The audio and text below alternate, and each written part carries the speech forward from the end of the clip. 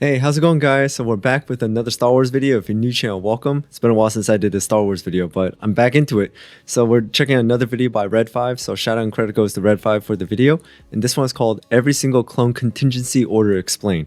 Now, the most infamous order for the clones is Order 66. I mean, we saw how it went down in Episode 3, Revenge of the Sith. And I know there are several other clone orders. I forgot. I think there was like an Order 65, 67, or something like that. And there's a lot. There's a lot of them, but I just don't remember them off the top of my head or what they do. So I think there was one where they had to like take down civilians, and there's one where they actually have to take down some of their like fellow clones if they do something, I think. But either way, maybe Red5 will just explain all of them. So with anything else, let's just jump right into it. Order 66 remains perhaps the single most important event on the Star Wars timeline. The very fabric of the galaxy changed in a moment when Darth Sidious uttered three iconic words. Execute Order 66. But did you know More that like 4. Order 66 is just one of 150 contingency orders programmed into the minds of all clone troopers, which they would enact at a moment's notice. Stay tuned, because today we're going over all of the known ones, beginning with Order 4. This order... Yeah, because if we do 150 orders, then this video needs to be a lot longer. Okay, Order 4. actually involved the Chancellor rather than the Jedi, but wasn't quite as extreme as Order 66. First introduced in the novel Republic Commando True Colors by Karen Travis, Order 4 read, look that up. In the event of the Supreme Commander, or the Chancellor, being incapacitated, overall GAR command shall fall to the Vice Chair of the Senate until a successor is appointed or alternative authority identified as outlined in Section 6. This order seemed to be in place for an emergency situation. For instance, if the Chancellor had been assassinated. It was a temporary way for the Grand Army of the Republic to continue operating under the command of the Vice Chair of the Senate. At the time of the Clone Wars, this position was held by Mas Amedda, one of the few individuals who knew Chancellor Palpatine was really a Sith Lord. Order 5 and he's been there since was episode rather 1. similar to Order 4. It was again mentioned in Republic Commando True Colors, and also dealt with the transition of command of the Grand Army of the Republic. Order 5 read, quote, in the event of the Supreme Commander, or the Chancellor, being declared unfit to issue orders as defined in Section 6, the Chief of the Defense Staff shall assume GAR command and form a strategic cell of senior officers until a successor is appointed or alternative authority identified. Now, this one is a bit more interesting, because while Order 4 was unlikely to ever be used, I mean, who is going to incapacitate a Sith Lord? Order 5 at least seemed somewhat plausible. It's unclear who would have the authority to enact it, likely the Galactic Senate, but just imagine if this were to happen during the events of Revenge of the Sith and before Order 66 was issued. Now, unlike Order 4, which gave command to Vice Chair Mas Amedda, one of Palpatine's biggest lapdogs, we don't actually know who held the position of Chief of Defense Staff or what that role typically entailed. It's maybe like a Grand Moff or someone in the military, I'm guessing.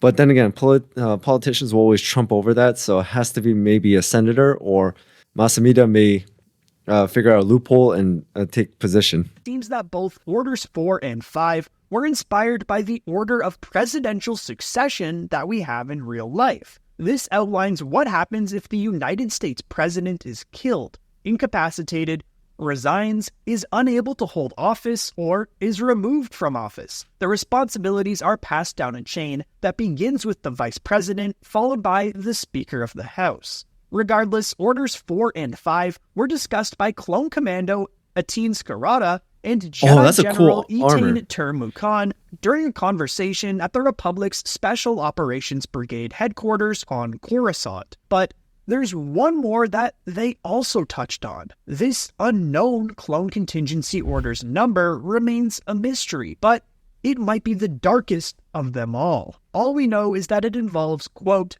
reducing key allied worlds to slag if they switch sides. Yeah, this one is pretty brutal. More than likely, it involved orbital bombardment and would have been reserved for only the most important worlds to the Republic's war effort, perhaps if they were to lose a planet like Camino or Anaxis. Some may say that Clone Contingency Order 37 was even worse than 66. Order 37 entailed using a large number of civilian hostages to force the capture of an individual, likely a fugitive Jedi after the Purge. Order 37 involved suppressing local populations through the use of mass civilian arrests and civic lockdowns, and then issuing an ultimatum. If the local populace did not turn over the wanted individual, all the civilians would be executed. No one would be allowed to leave the planet, and information outflow would also be controlled. I did watch a video about Order 37. I just forgot what it was titled, but it is somewhere on the channel. And I did remember it had something to do with civilians, but I thought it was just executing them. I forgot about the hostage part. All HoloNet communications would be shut down and maintained for a month. Bodies wouldn't even be released to families. Order 37 was only ever issued twice, both times during the early Imperial era on the planets Balasa and Rosha. It appears in the Legends novel The Last of the Jedi, The Desperate Mission. You may have heard of Order 65. This was basically the opposite of Order 66, as it reads, quote, in the event of either a majority in the Senate declaring the Supreme Commander or Chancellor to be unfit to issue orders, or the Security Council declaring him or her to be unfit to issue orders, and an authenticated order being received by the GAR, commanders shall be authorized to detain the Supreme Commander with lethal force if necessary, and command of the GAR shall fall into the acting Chancellor until a successor is appointed or alternative authority identified as outlined in Section 6. This order was also introduced in the Republic Commando True Colors novel, and many fans point to it being the best opportunity for the Jedi to avoid the execution of Order 66. But looks like he got most of his information and sources from that book, True Colors, so I really have to take a look into that soon.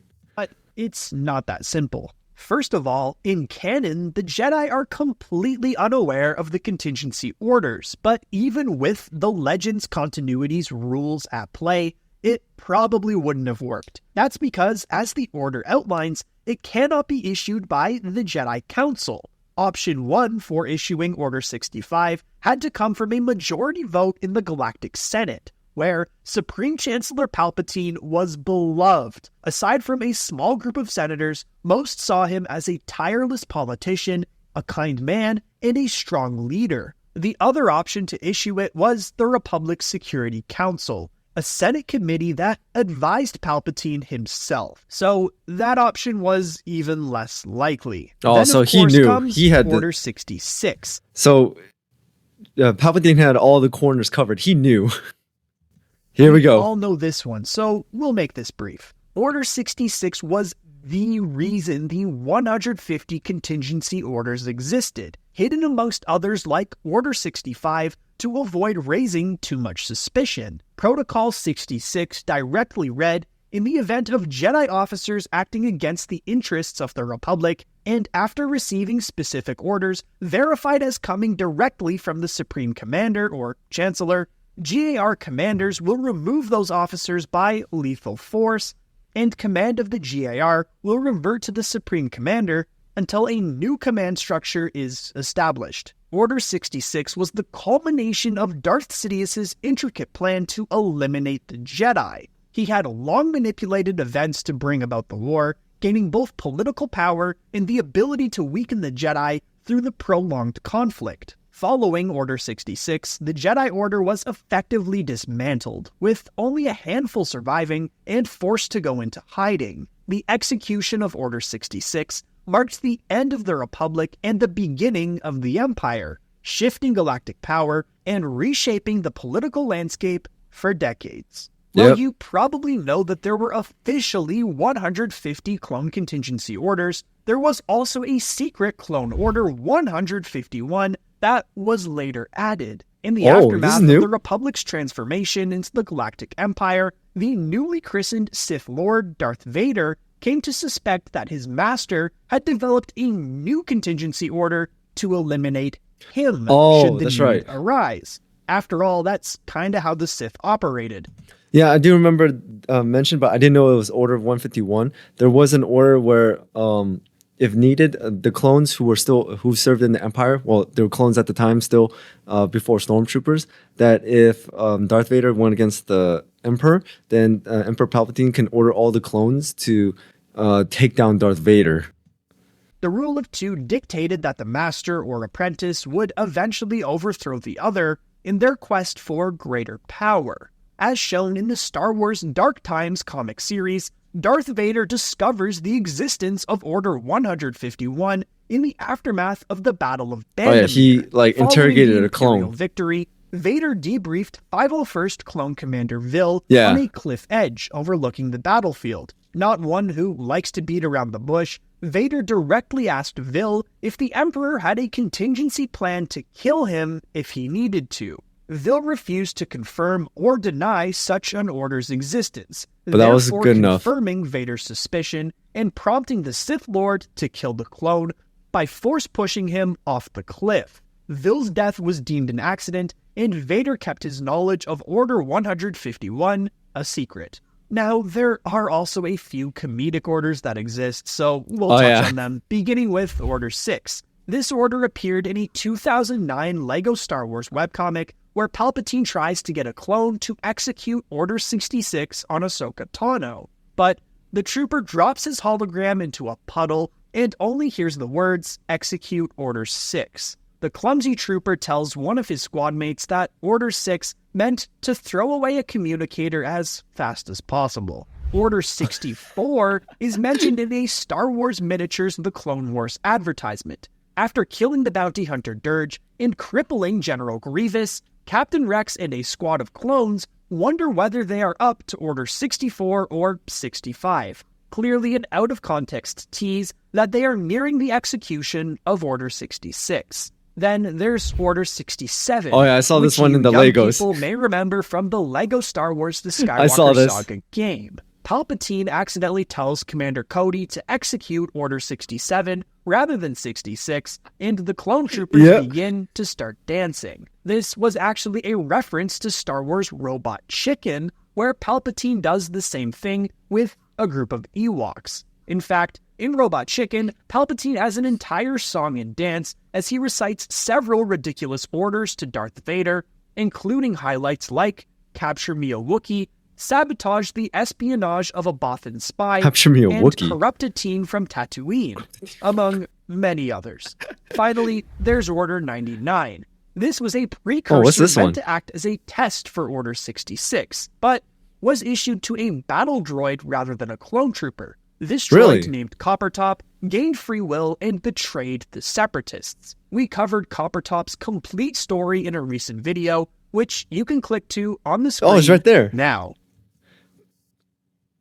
All right, that was a great video. Some of them were very familiar, and like Order 67, I do remember that from the LEGO Star Wars, but Order 66 is the most infamous of them all. But yeah, Order 37, I do remember that they referred it as it is a lot worse than Order 66, a lot more darker, harsher, because the fact is you're not targeting military targets, you're just targeting civilians. So that is very crazy, but it looks like he got most of his sources from just two books, True Colors and crap, the other one, I got to look back as to what it is.